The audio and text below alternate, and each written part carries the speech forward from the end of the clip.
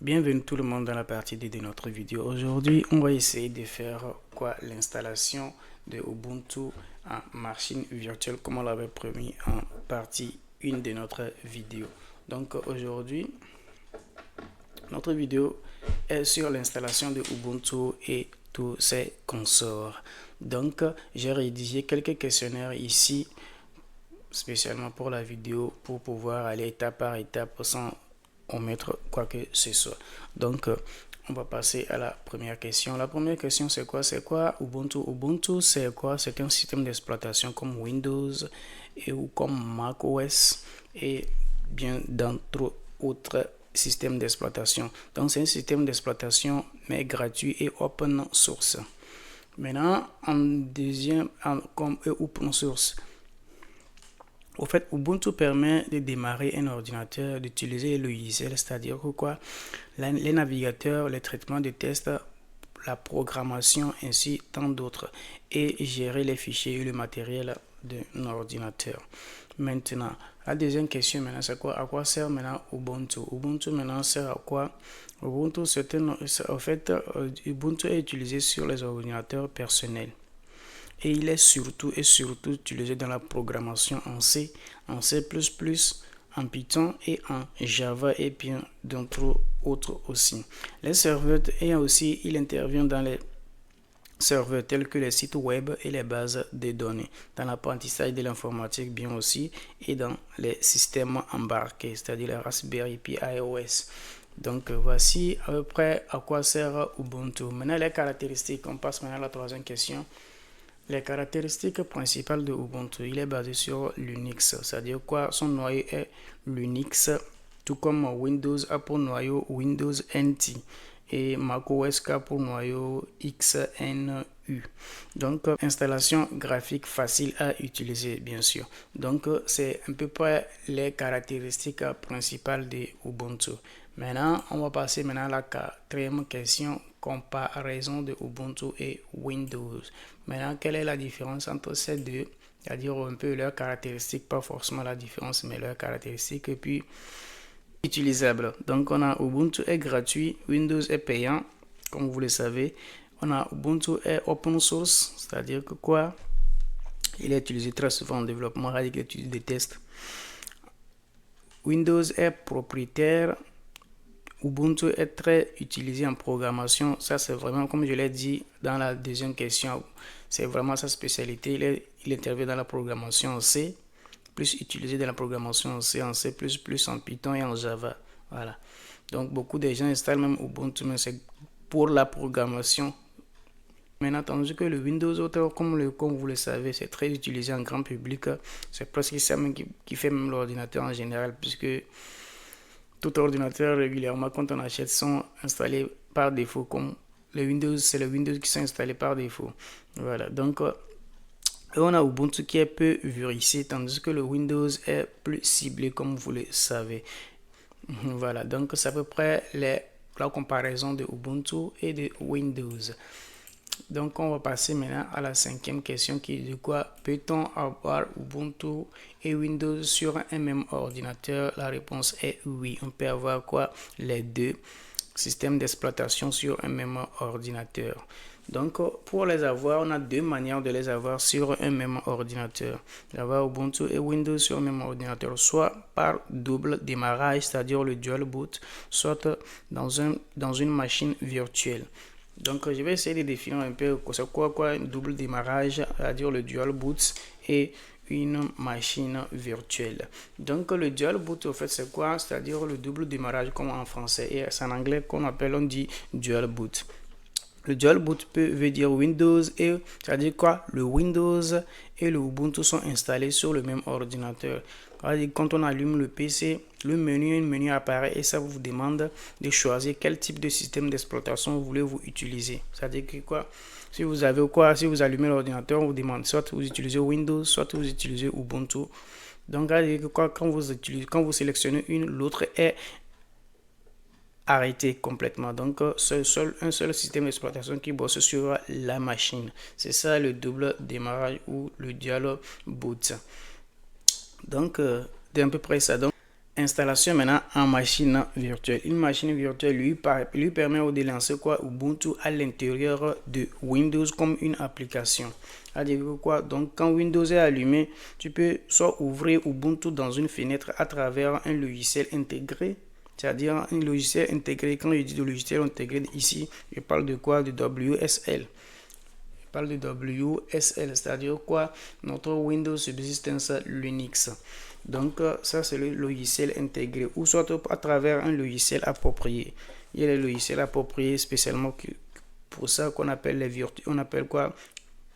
Par exemple, le logiciel VirtualBox et le virtuel VMware. Les deux là sont comme des logiciels aussi pour Ubuntu on peut les installer et puis on utilise Ubuntu à l'intérieur. Dans ce cas, maintenant vous avez votre Windows sur votre ordinateur et vous ouvrez alors Ubuntu à travers ces logiciels.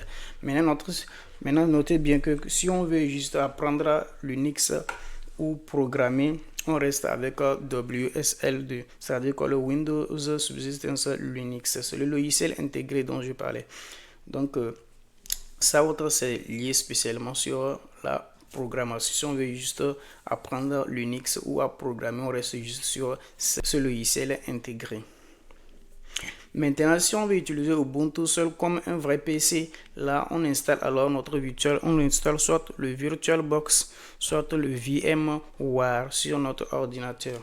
Voilà, donc c'est les deux manières. En machine virtuelle, on a deux manières, soit quoi, on installe un logiciel, on passe par un logiciel intégré, le WSL2 ou bien le WSL en général. Bon, 2 c'est la version finale.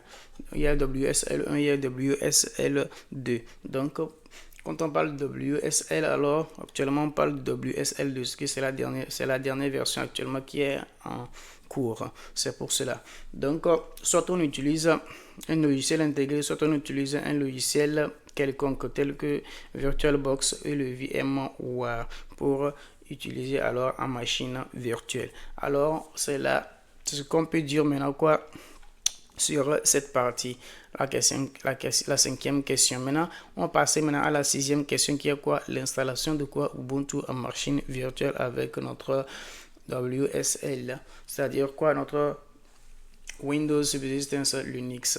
Donc, avant d'installer quoi? Avant de passer à l'installation de quoi de notre Ubuntu, il faut d'abord vérifier quelques trucs.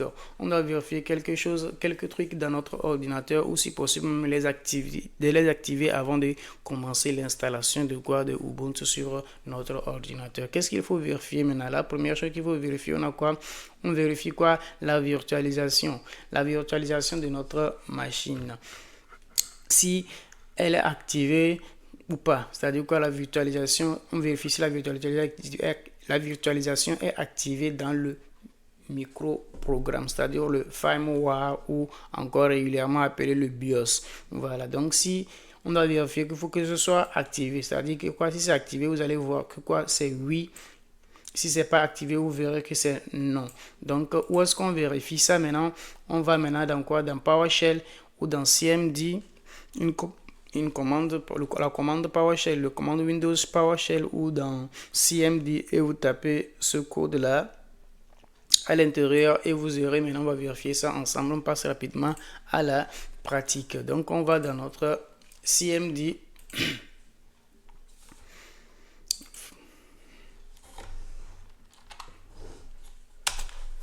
donc on va dans et on tape système info. Donc, on tape système info, en anglais bien sûr. Système info et vous tapez entrée maintenant. Et maintenant, je vais essayer de zoomer un tout petit peu mon CMD pour que vous puissiez bien voir sur votre écran aussi. Donc, vous utilisez surtout le PowerShell ou le CMD et vous tapez le code système info.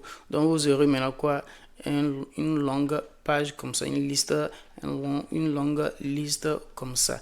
Et maintenant, vous allez maintenant descendre en bas. Vous allez maintenant là où on a écrit configuration requis pour hyper-v. Donc, c'est ici maintenant on va vérifier maintenant la virtualisation. Qu'est-ce qu'on a? la première chose qu'on a ici, extension du mode du moniteur d'ordinateur virtuel. Oui, ça c'est activé. C'est pas ça qu'on cherche. C'est le deuxième qui est très important. Virtualisation activée dans le micro-programme. Donc, vous voyez qu'ici, maintenant, quoi, c'est dit oui. Si chez vous, c'est non, cela veut dire que quoi, la virtualisation est désactivée. Et dans ce cas, maintenant, il faut l'activer. Et pour l'activer, il faut maintenant passer par quoi? Le BIOS, c'est-à-dire éteindre la machine et l'allumer en allant directement dans BIOS et l'activer. Si ceux qui veulent une vidéo spécialement pour me le dire en commentaire, je ferai une vidéo spécialement pour ça, comment activer quoi la virtualisation dans BIOS. Donc ça c'est une parenthèse. Donc chez nous ici, on a quoi? Notre virtualisation qui est activée dans notre machine. Donc cela dit quoi? La première vérification elle est bonne. Là maintenant on peut passer à la deuxième vérification. La deuxième vérification maintenant on dit quoi? La deuxième vérification maintenant on va dans le panneau de configuration et on active ces deux éléments là. Le premier c'est quoi? C'est la plateforme de machine virtuelle. Le deuxième c'est sous système Windows pour Linux. C'est-à-dire quoi? Où est-ce qu'on peut aller? On peut le trouver comme c'est écrit ici. On va alors dans panneau de configuration. Vous tapez panneau de configuration.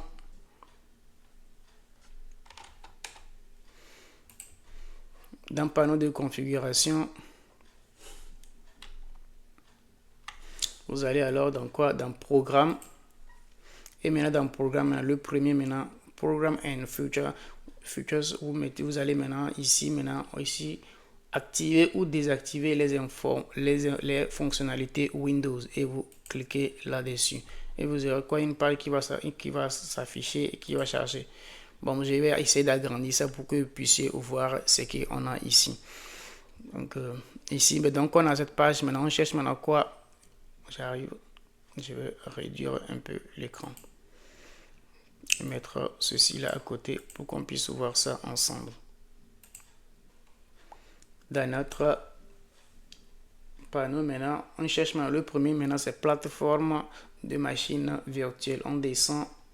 Maintenant ici, on a plateforme de machine virtuelle. Vous voyez qu'ici, ce n'est pas activé. Ça peut être activé chez vous. Si c'est activé, tant mieux. Si ce n'est pas activé, vous l'activez. Donc ici, chez moi, ce n'est pas activé. Je l'active. Deuxième, maintenant, c'est sous système Windows pour Linux. Donc, je descends S. On dit sous système Windows pour Linux. Vous voyez que chez moi ici, c'est pas activé. Donc, si c'est activé chez vous, vous le gardez. Chez moi, c'est pas activé, alors je l'active. Et maintenant, après avoir activé les deux éléments, maintenant, j'appuie maintenant OK. Et maintenant, votre machine va charger. Et peut-être même que il va vous dire de redémarrer la machine. Et si vous dites de redémarrer, vous redémarrez et vous continuez ce qu'il faut. Comme vous le voyez sur mon écran ici. Ça dit de quoi? De redémarrer. Donc, on va redémarrer notre ordinateur et on revient.